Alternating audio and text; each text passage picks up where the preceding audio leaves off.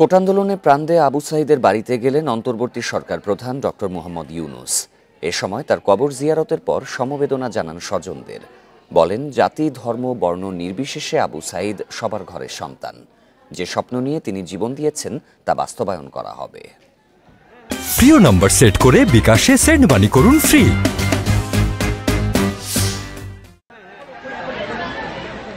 পীরগঞ্জের বাবনপুরে আবু সাঈদের বাড়ি। শনিবার বেলা 11টার দিকে সেখানে যান অন্তর্বর্তী সরকারের প্রধান ডক্টর মোহাম্মদ ইউনূস। তার সঙ্গে ছিলেন তথ্য প্রযুক্তি মন্ত্রণালয়ের উপদেষ্টা নাহিদ ইসলাম। এ সময় নিহত সাঈদের কবর জিয়ারত করেন তিনি। কিছুক্ষণ দাঁড়িয়ে থাকেন নীরবে। পরে যান সাঈদের স্বজনদের কাছে, দেন তার পরিবারের পাশে থাকার আশ্বাস। এ সময় ডক্টর ইউনূস বলেন, জাতি ধর্ম বর্ণ নির্বিশেষে সবার পরিবারের সন্তান আবু সাঈদ। এছাড়া বিশৃঙ্খলা ও ধর্ম নিয়ে বাড়াবাড়ি বন্ধের আহ্বানও জানান তিনি। হিন্দু পরিবার হোক, মুসলমান পরিবার হোক, বৌদ্ধ পরিবার হোক, সবার ঘরের সন্তান এই আবু সাঈদ। কাজেই আপনারা খেয়াল রাখবেন যে কোথাও কোনো গোলযোগ যেন না হয়, কেউ ধর্ম নিয়ে কথাবার্তা না বলে, কারণ আমরা এই মাটিরই সন্তান। আরও বলেন, আমরা সবাই বাংলাদেশি।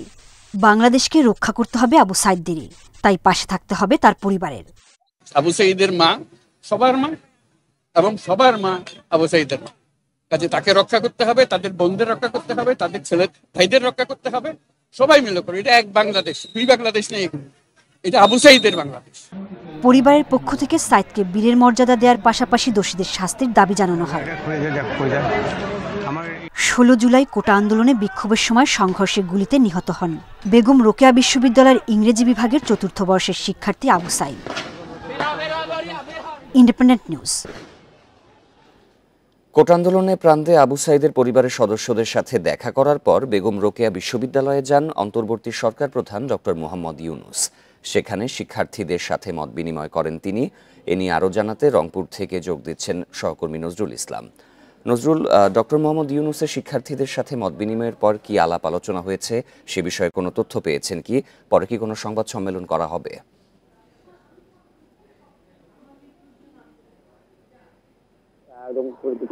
বিশ্ববিদ্যালয়ে আছেন, সেখানে শিক্ষার্থীদের সাথে মত বিনিময় করেন।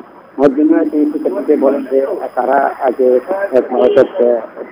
আবু সাঈদের বাড়িতে গিয়েছে, সেখানে তারা মাকে সান্ত্বনা দিয়েছেন। এখানে কিন্তু শিক্ষার্থীদের সান্ত্বনা দিয়েছেন, তাদেরকে বলছেন যে তোমরা মাঠে থাকো এবং তোমরা কাজ করে যাও, আর কোনো বিশৃঙ্খলা যাতে না হয়, কেউ যেন বিশৃঙ্খলা না করতে পারে সেদিকে লক্ষ্য রাখো, এটি আসলে তিনি বলছেন। এরপরে কিন্তু আরেকটি মত বিনিময় রয়েছে, যেটি আইন শৃঙ্খলা বাহিনীর সঙ্গে। তারপরে কিন্তু সাংবাদিকদের সাথে কথা বলছেন, এটি আসলে আমরা জেনেছি। এর আগে কিন্তু তিনি রংপুর মেডিকেল কলেজ হাসপাতালে যেসব শিক্ষার্থী আহত আছেন তাদেরকে দেখভাল যাওয়ার জন্য তিনি বলেছেন। যদি সেখানে দেখতে চান, সেখানে তিনি হয়তো অর্থাৎ মেডিকেল কর্তৃপক্ষের সঙ্গে কথা বলতে পারেন। তবে তিনি যখন সকাল 11টা প্রায় 11টার দিকে রংপুর পীরগঞ্জের যে বাবনপুর, অর্থাৎ যেখানে আবু সাঈদের বাড়ি রয়েছে, সেই বাড়িতে এসেছেন, সেখানে কবর জিয়ারত করেন। সেখানে সাংবাদিকদের সঙ্গে কথা বলেন, তার মায়ের সঙ্গে কথা বলেন, তার পরিবারের সঙ্গে কথা বলেন, তিনি বসে বসে কথা বলেন এবং তাদেরকে সান্ত্বনা দেন।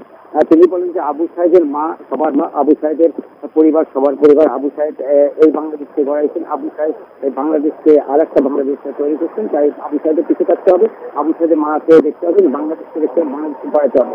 বাংলাদেশকে কোনো জায়গায় বিশৃঙ্খলা হতে দেওয়া যাবে না। এবং তিনি বলছেন যে সুন্দর একটি বাংলাদেশ গড়ার প্রত্যয় নিয়ে আমরা এসেছি এবং আমরা কাজ করে যাবো। তিনি এসব কথা বলেন। আরেক তিনি এখন বেগম রোকেয়া বিশ্ববিদ্যালয় থেকে রওনা দিয়েছেন। আমরা যেটা জেনেছি যে একটু পরে তিনি কিন্তু মেডিকেল কলেজ হাসপাতালে যাবেন, সেখানে যারা আহত রয়েছেন তাদের দেখবেন। তারপরে তিনি আপনি দেখছেন যে সার্কিট হাউস, এই সার্কিট হাউসে আসবেন। আপনি নিশ্চয়ই দেখেন, আমি তো দেখাতে চাই, এই সার্কিট হাউসে কিন্তু প্রশাসনের লোকজন রয়েছেন, তাদের সঙ্গে মত বিনিময় করবেন। এই কারণে যে এই প্রশাসনের লোকজন কিন্তু এখনো রাস্তায় এবং কোথাও পুলিশের যে সদস্য তারা কিন্তু কাজে যোগদান করেনি, কেন করছেন না সেটি নিয়ে কথা বলবেন এবং কথা বলবেন আইন শৃঙ্খলা বিভিন্ন কর্মকর্তাদের সঙ্গে। তাদের আবারও যে আইন শৃঙ্খলা বাহিনী জানিয়ে তাদের ফিরে আসে কাজে এবং চিন্তা সেটি নিয়ে কথা বলবেন। তারপরে অর্থাৎ সাংবাদিকদের সাথে তিনি আরো কিছু গুরুত্বপূর্ণ কথা বলবেন, যে আসলে আমরা একটু আরো জেনেছি। এবং তারপরে তিনি আবারও তিনি সেখানে পেটে করে আবারও ঢাকায় যান।